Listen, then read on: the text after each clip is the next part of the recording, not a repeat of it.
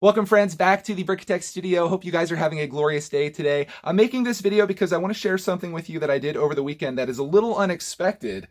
I went and built myself a Star Wars set. And I know the Star Wars fans are usually triggered. Right now they're happy. And the rest of you guys are like, what? Wait a minute, Greg. It's not Star Wars week or month or whatever the heck we're calling it. And I know, I ended up picking this up. You guys probably saw my last video. I picked this up at Target the other day for $19.98, which was, I thought, a pretty good deal, and most of you guys agreed with that. And I had it sitting on the table, and Clark was playing around with some stuff, and I was like, you know what? I'm going to build this. And that's what I ended up doing. I thought I would share this with you today. I want to talk a little bit about this build, a review, if we want to call it that. And I also want to share something else that I got, a little bit of a haul here. So sit back, relax, and let's get in this video. My official, unofficial review of LEGO Star Wars set 75210 Moloch's Landspeeder, 464 pieces. And the first thing I'll say about this set is this is a set that I literally had no interest in getting when it came out. I think it's been out for a little over a year now. It came out like when the Solo movie came out. And of that wave, my favorite set was the Han Solo Landspeeder, which we have and we built. We got that in the mail. But this is a set that I didn't think looked very good. And you guys can be the judge of that. If you want to see what looks like in a little more detail, there it is. I didn't think it looked very good, and it wasn't as appealing to me as the Han Solo one. So I passed on this. But you know what happens to brickitect when he ends up finding some clearance? He ends up doing things that he wouldn't have done in a more sound mind. So I ended up buying this, and let's take Moloch out of here. I think this is probably the coolest part of this. Well, the speeder's pretty cool, but I do like this guy. Let's see if we can get the focus on him there. How awesome is he? Clarkman built him from the ground up, which really didn't take much, but I think he looks neat. We also have this character here too. Oh geez, Moloch's dead. Spoiler alert, this character right here is Rebuild. I actually had to cheat from the front of the box there because I couldn't remember. I watched Solo once, like right after it came out on Blu-ray, and that was it. So I don't remember too much from the movie, especially with the characters. Little cockpit here opens and closes. And what I like the most about this ship, other than this, Clarkman loaded this up. I'm debating whether I want to show this to you or not, but I guess for review purposes, let's do it. Let's try to hit you guys with a whole bunch of these things. That was actually a good shot right there. Okay, let's just keep going. Might as well. They're all lost now. What I like most about this ship, other than that, is this opens up over here, and then you've got these Corellian hounds inside here, which I will take out and put on display. You've got two of these. Clark called these, I want to say that he called these wolves, or something like that. I guess you could consider them to be wolves, but they're pretty gnarly looking. That is not a sticker. That is a print on the front there, which will make all sticker tectors happy. So yeah, we got those little guys. And that's pretty much all it comes with the set in terms of minifigs and mini wolves. But that opens and closes. This does have wheels on it. Immediately got Clark's interest when I put the wheels on. He's like, what? So yeah, you can roll this if you want a demonstration. It's pretty heavy. It doesn't roll that well, but the back of it looks pretty neat with these thrusters and things that are on the back.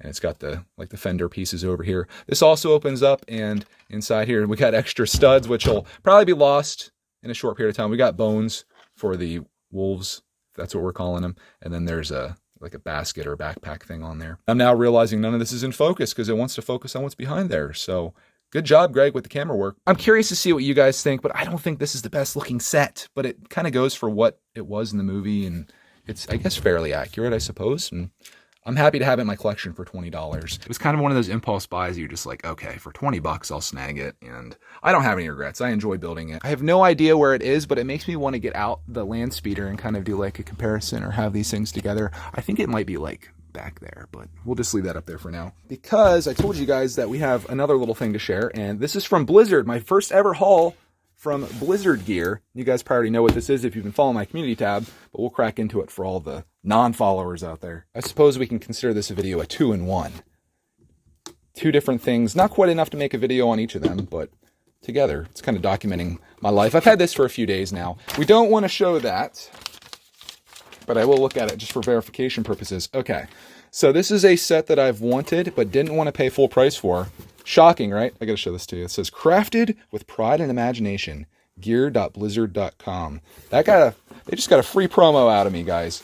But inside here, nicely wrapped, Amazon, take note. We've got the Omnic Bastian. This is set 75987, and I really like this. The problem with this set is that it was $25 when it came out, and it's a Blizzard exclusive, so you had to go through Blizzard to get it. Although I think you could probably get it on eBay and Amazon and stuff now. I think enough people bought it that you could buy it from like a third party. But $25 for me was too much for this. Luckily, it went down to $12.50, and I felt like that was reasonable. I felt like that was a good price for it. Right here is where things get a little nasty. You can see the subtotal was $12.50, which is great. Then you got the shipping, handling, and tax, $8.67 for a total of $21.17. So this is a $20 set, again almost, because of that shipping, which kind of killed it. But for 20 bucks, I still wanted to snag this. And this is, I think, my third Overwatch set, but the first one that I'll be building, because I'll build it right now for you guys. Just make a little bit of space here. Sorry, Moloch and the crew. We've got a new visitor in town, and this has a beloved punch tab. Debating what I should do. I could try my new strategy. Some of you guys are cringing right now, but I'm going to give it a shot here and see how bad this goes. I do want to kind of salvage this box. If you guys didn't know, there's glue inside here, and if you can kind of just peel that up, I'm causing all kinds of damage to the box, though. You see what I'm doing there? Let me see if I can do this. It might have to just be like one of those things where it's like one foul swoop, where I go in and I go like that, and I think that's going to work. Or maybe not. Or maybe. Okay, we just got to peel that. Peel that. Not the prettiest thing ever. I probably should have did the same thing along the sides. Yeah, so learning from this, next time I'm going to go down through the side here as well to make that a little cleaner. But you'll never see that because when I seal this back up, this is like the only unboxing you'll ever see where the person's more concerned about putting it back in the box than it coming out. Look at that. You can't even tell, guys. You can't even tell, other than the mess that I made. But inside here, we've got a couple little bags. We've got our folded manual, of course, which is okay because it's a small box. Bastian. I don't know much about Overwatch. Like, I don't know this character. I just think he looks cool. I like mech type things. If you guys didn't know that, I'm sure you do. I think he's neat. I don't know what the story is with the bird up there, but I like that. I'm a big fan of Lego birds. I'll bring you down here so you can see the bags. Lots of grays, some tans, some oranges. It really sticks out. I think this is going to be pretty neat. I am noticing here, though.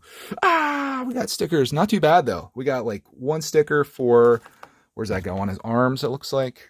Yeah, on his arms, and then we've got a Blizzard sticker, which I don't know where. Oh, that's a thing within itself. So that's cool. That's not that bad. Let's build this setup and do a little time lapse, I suppose.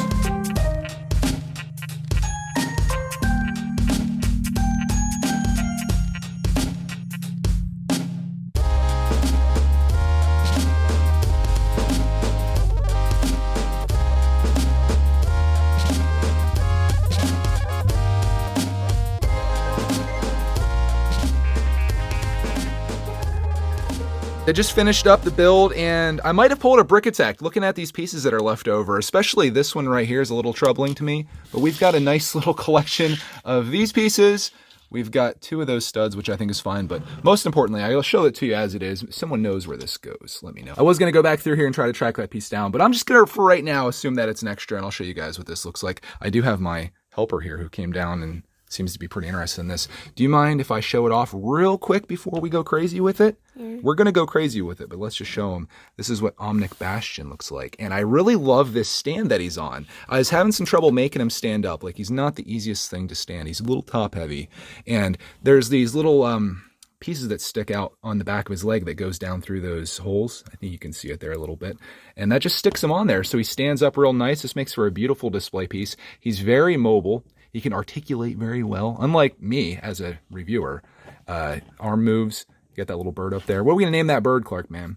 I think we should name him Chirpy. What is it? Chirpy. Chirpy. Chirpy the bird up there. Overwatch detectors are triggered. We got arms that move. There's the stickers that we were talking about. This is kind of cool how this all folds over.